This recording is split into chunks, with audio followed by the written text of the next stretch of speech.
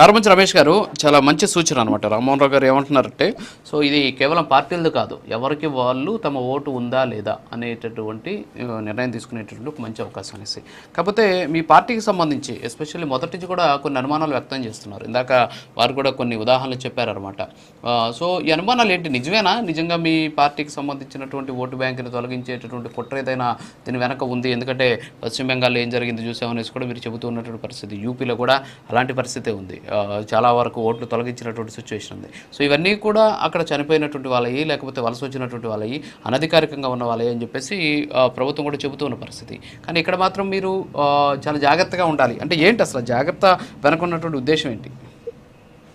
రాజు గారు, ఇప్పుడు యాక్చువల్గా మనం ఇప్పటివరకు జరిగిన సర్వ కార్యక్రమాల్లో చూస్తే చాలా చోట్ల అర్హుల ఓట్లు కూడా తీసేశారని చెప్పి వాళ్ళందరూ కూడా తర్వాత ఎలక్షన్ టైంకి మా ఓట్లు లేవు అని చెప్పి వాళ్ళు చెక్ చేసుకున్నా సరే, ఎస్పెషల్లీ వెస్ట్ బెంగాల్లో సుప్రీంకోర్టుకు వెళ్ళినా సరే న్యాయం జరగని పరిస్థితులను కూడా మనం చూడటం జరిగింది.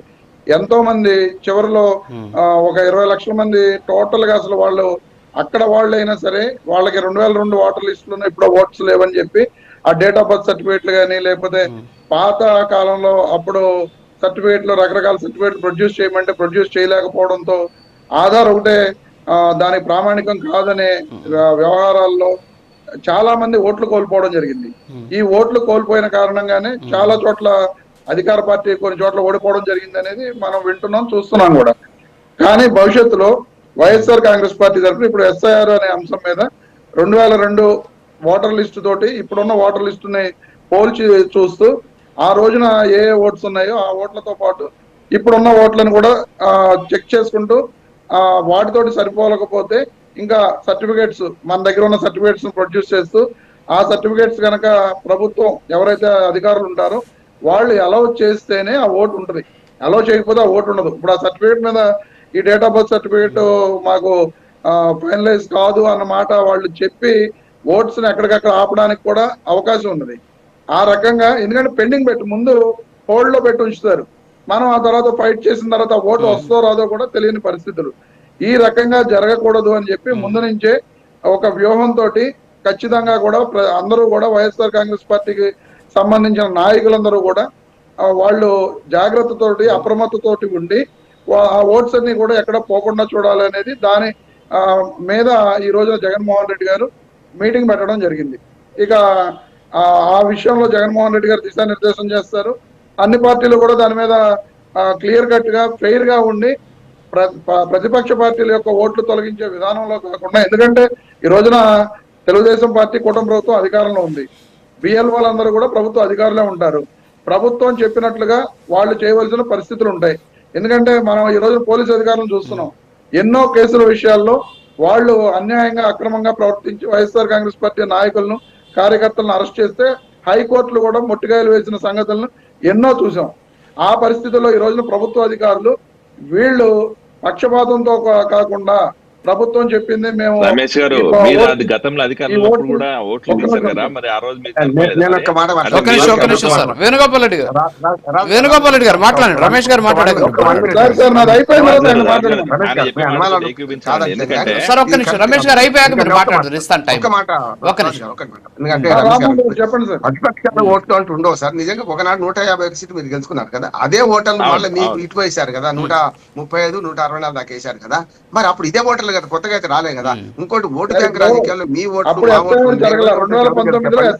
మా ఓట్లు పోతే అనేది బట్టి ఇంకోటి సరిహద్దు ఉంది. రమేష్ గారు ఒక్క మాట, మనకు సరిహద్దు బంగాళాఖాతం ఉందండి, ఇది తెలుగు రాష్ట్రం ఉంది కనుక పశ్చిమ బెంగాల్ తో పోల్చకండి. పశ్చిమ బెంగాల్ రోహింగ్యాలు ఇప్పటికి కూడా వెళ్ళిపోతున్నారు, ఇవాటి కూడా వెళ్ళగొడుతున్నారు. అది వేరు ఇది వేరు అంటున్నాను నేను స్పష్టంగా. తమిళనాడులో కూడా మన స్టాలిన్ గారు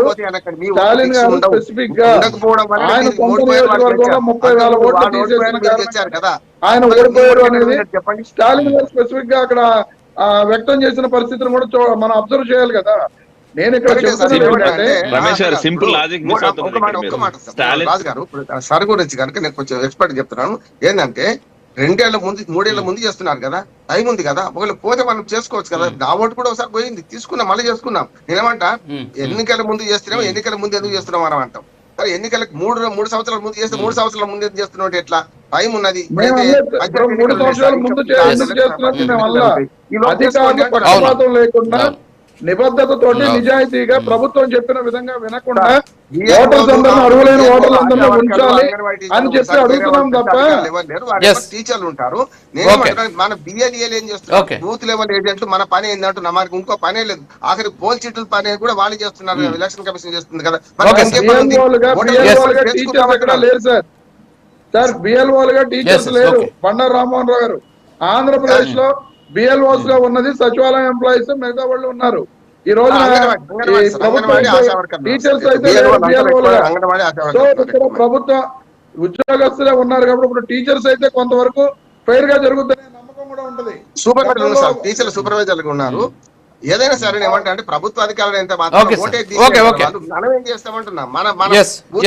ఇప్పుడు ఒక క్లైంట్ సార్ ఇప్పుడు ఓటు అదే ఇక్కడ విషయం ఏంటి, ఇక్కడ విషయం ఏంటి, సర్ అనేది ఏదో మేము వచ్చేసాము మీ ఓటుని మేము తీసేస్తున్నాం అని చెప్పేసి ఏకపక్షంగా తీసేదానికి లేదు. దానికి చాలా రకాలైనటువంటి వడపోతలు ఉంటాయి. దానికి తర్వాత